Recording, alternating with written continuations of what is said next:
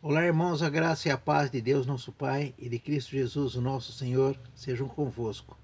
A devocional de hoje se fundamenta no livro do Atos dos Apóstolos. Chama atenção para o capítulo 2, dos versos 42 ao verso 47.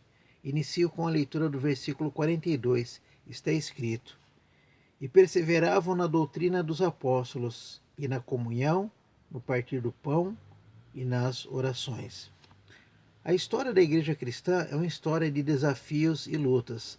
A igreja do primeiro século, ela enfrentou problemas terríveis. Ela tinha a perseguição tanto do Império Romano quanto dos judeus, que eram inimigos do cristianismo. Quais desafios a igreja do nosso século tem enfrentado? No primeiro século, mesmo em meio à perseguição, o texto diz que aqueles irmãos, os cristãos do primeiro século, eles tinham elementos essenciais que fizeram com que eles atravessassem gerações e o evangelho chegasse até nós. Eles perseveravam na doutrina dos apóstolos. Eles tinham sede pela palavra de Deus. Eles procuravam estudar o ensinamento que os apóstolos haviam recebido do próprio Senhor Jesus. Então eles perseveravam em estudar a palavra de Deus, conhecer a palavra de Deus para praticar a palavra de Deus. O texto também fala que, além da perseverança na doutrina dos apóstolos, o texto diz que eles perseveravam na comunhão. Aqueles irmãos, eles procuravam estar juntos. Estar junto era extremamente importante para eles. Eles não se reuniam porque havia almoço na igreja, eles não se reuniam porque era trabalho especial ou alguma festividade. Estar junto era extremamente importante, porque se você continuar lendo o capítulo 2, o texto diz que eles, à medida que alguém tinha necessidade, eles abriam mão das suas próprias, dos seus próprios bens para suprir a necessidade daqueles irmãos. É vivendo em comunhão, é partilhando do dia a dia dos irmãos, é na simplicidade de uma vida comum entre irmãos que você sabe das necessidades, o que cada um precisa e há essa interação, essa participação alegre, espontânea de cada um. Eles não faziam isso por pressão, mas pelo fato de eles estarem juntos, era importante um preocupar-se com o outro. E isso fazia tanta diferença que quem estava de fora olhava para aquele grupo e dizia: por que eles se preocupam tanto uns com os outros? E isso era uma forma atrativa, né, da igreja marcar a sua presença naquela geração, porque o final, o versículo 47, diz que acrescentava-lhes o Senhor dia a dia aos que iam sendo salvos. Ou seja, a qualidade de vida daqueles irmãos, por estarem juntos, querer partilhar de uma vida comum como cristãos, louvando, cantando, servindo a Deus, tornava aquele grupo diferente dos demais grupos daquela época. Mas também eles tinham outra característica muito comum. Além da perseverança no ensino da palavra de Deus, além da perseverança no estar juntos, partilhando dessa comunhão, eles partilhavam também do partir do pão. Aqui é uma referência à Santa Ceia. Jesus, quando institui a Santa Ceia, a ordenança de Jesus é para que isso fosse feito em memória deles. Então, eles se reuniam e se relembravam do sacrifício que Cristo havia feito por eles e por nós também. Assim, nós participamos da ceia hoje da mesma forma que eles participavam no passado, porque Jesus ordenou: façam isso em memória de mim. Então eles como nós, nos lembramos que Cristo morreu pelos nossos pecados, e ao tomarmos o elemento da ceia, nós partilhamos da nossa união com Cristo, com a igreja, o corpo de Cristo. Nós nos alimentamos desses elementos, embora físicos, mas a sua essência espiritual, ela fortalece o nosso espírito, é um alimento para o nosso espírito. E o texto também fala que eles perseveravam nas orações, essa busca incessante de um relacionamento íntimo com Deus.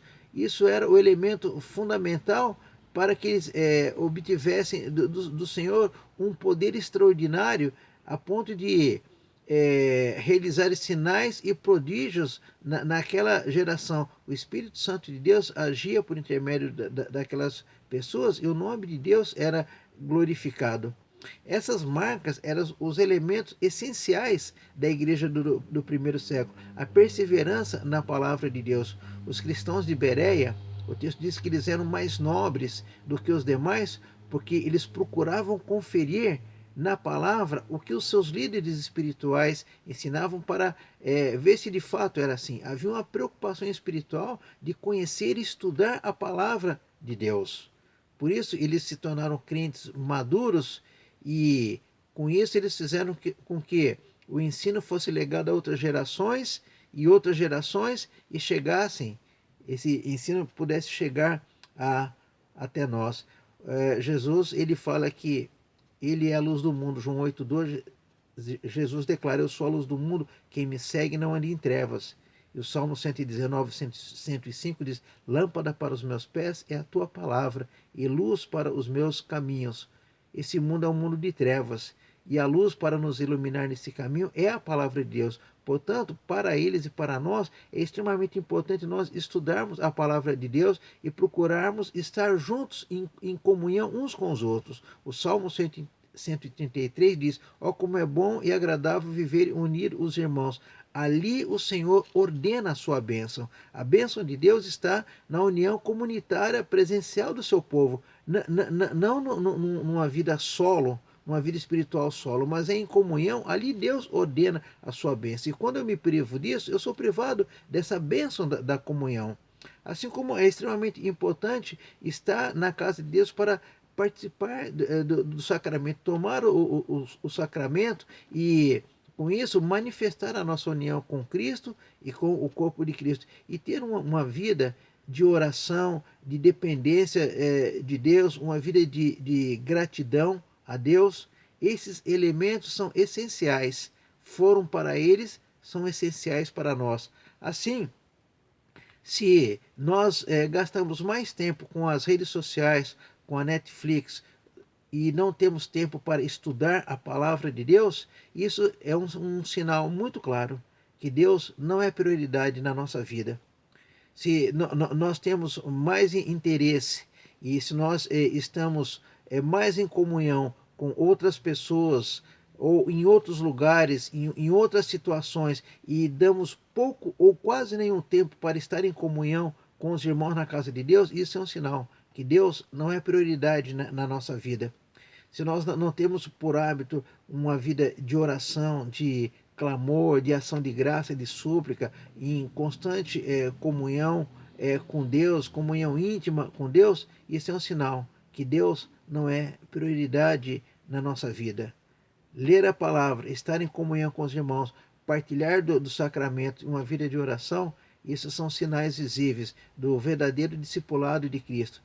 Esses irmãos, lá do primeiro século, eles sacudiram aquela geração, por isso ficou registrado. Deus acrescentava dia a dia, a igreja crescia, se fortalecia. Em Atos há um registro que a igreja havia paz e a igreja se fortalecia no temor do Senhor e no poder do Espírito Santo, né, em Jerusalém, Judéia, Galiléia, Samaria, a igreja tinha paz, mas essa paz era em meio à perseguição.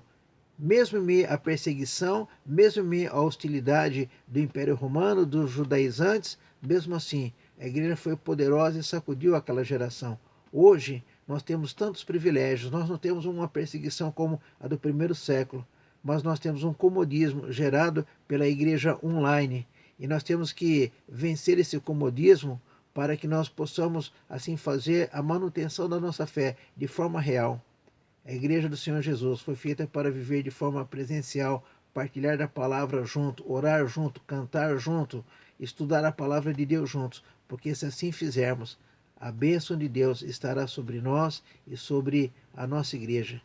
Que Deus possa mover o seu coração, que Deus possa mover a sua mente para que o mesmo Deus que agiu lá no primeiro século, o mesmo Senhor da igreja lá do primeiro século, continue sendo adorado, servido e honrado nesse século que nós estamos atravessando. E que esse comodismo não seja um instrumento do antirreino para fazer com que a igreja perca a sua essência. Quando a igreja saiu das catacumbas e passou para as catedrais, ela se institucionalizou. O comodismo tomou conta da igreja e ela perdeu a sua natureza. que não sejamos instrumento para que isso aconteça com a nossa igreja, na nossa geração. Os elementos essenciais: vida de estudo da palavra de Deus, vida de comunhão com os irmãos na igreja, família da fé, corpo de Cristo. Participar dos sacramentos, alimentar o espírito em comunhão com os irmãos, orar, cantar. Fazendo isso, Deus estará nos abençoando, Deus estará abençoando a nossa igreja, e a nossa igreja marcará a nossa geração. Eu encerro essa meditação com uma frase de Dwight Moody: pregue o evangelho, se necessário, use palavras. Marcos 16,15, Jesus diz: ide por todo mundo e pregai o evangelho a toda criatura. Isso é responsabilidade dos discípulos de Cristo. Então, pregar a palavra deve ser como um estilo de vida. O estilo de vida dos cristãos dos primeiros séculos. Eles marcaram a nossa geração. O estilo de vida que nós estamos vivendo hoje tem marcado a nossa geração? Temos sido vistos de fato como discípulos de Cristo? Ou o comodismo está tomando conta da nossa igreja, da nossa vida? Que o Espírito de Deus nos alerte e nos faça sempre pronto a caminharmos, levarmos adiante o Evangelho, o poder de Deus, salvação para todo aquele que nele crê. Que Deus abençoe a nossa igreja, que Deus abençoe a sua vida e que você, como discípulo de Cristo, tenha no seu coração essa disposição de estudar a palavra de Deus, de congregar com os irmãos, de tomar os sacramentos e ter uma vida de oração. Que Deus assim possa abençoá-lo. Nós nos veremos na nossa próxima devocional.